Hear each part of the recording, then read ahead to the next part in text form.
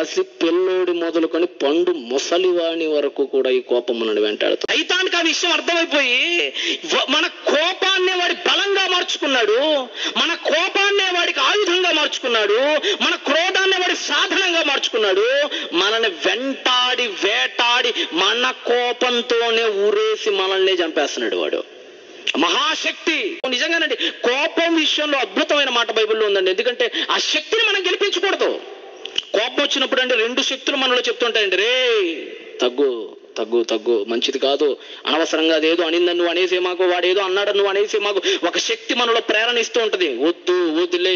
ఇంకొక శక్తి అంటది, ఎంతకాలం ఆగాలి, ఖచ్చితంగా ఈసారి రాకుండా చేయాలి, ఈరోజు తాడో పేడో తేల్చేద్దాం అని చెప్పి ఇంకో శక్తి రెచ్చగొడుతూ ఉంటది మన హృదయాలు.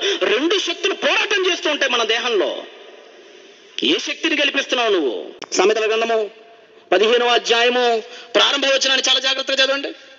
మృదువైన మాట క్రోధమును చల్లార్చును. ఒక టాబ్లెట్ ఇస్తున్నాడు ఆయన. ఎవరికైనా కోపం వచ్చినప్పుడు ఆ కోపాన్ని చల్లార్చాలంటే నువ్వు వేయాల్సిన ఔషధం ఏంటో తెలుసా?